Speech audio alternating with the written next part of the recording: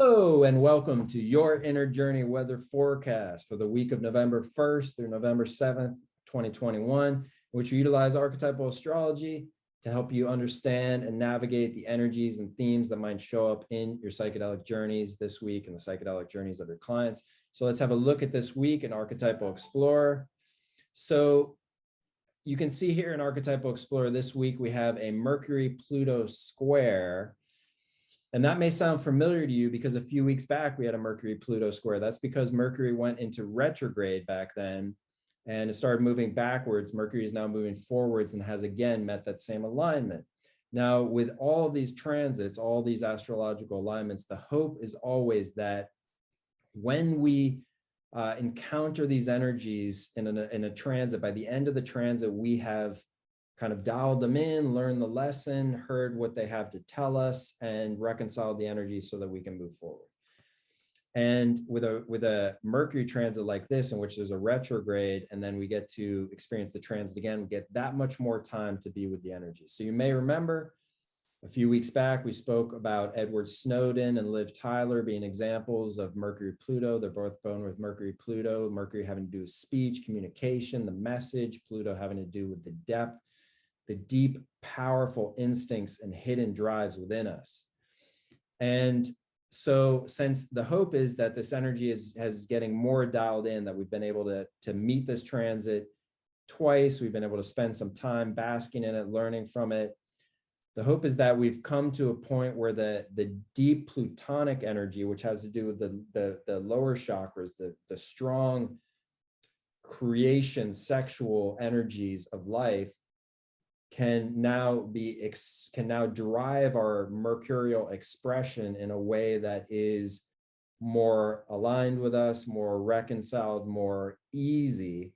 And so we've got a fun video here of Courtney Cox demonstrating as Monica in Friends, her Mercury-Pluto alignment by allowing the free release of sexual energy through her voice. So we'll let you enjoy that video. And let's have a look at what other transits we have this week. So we have a Sun transit. You can see this week here, we're right in between a Sun square Saturn transit and a Sun opposite Uranus transit. So what does that mean? So Uranus is associated with the energies of freedom, recklessness, disruption, spontaneity, whereas Saturn is quite a different energy, almost the opposite energy, the energy of conservatism, being grounded, being mature, taking time, having boundaries, having limitations, obeying laws. So laws versus freedom, freedom from boundaries, freedom from containment. That's Uranus, Saturn and Uranus. So a transit like this, of the Sun transiting both these alignments simultaneously, really asks us to reconcile our inner dimensions of conservatism and maturity and our spontaneity, our fun, our thrill, our freedom side. So a great example of this combination can be seen in the artist Sting, the musician who was born with Saturn-Uranus.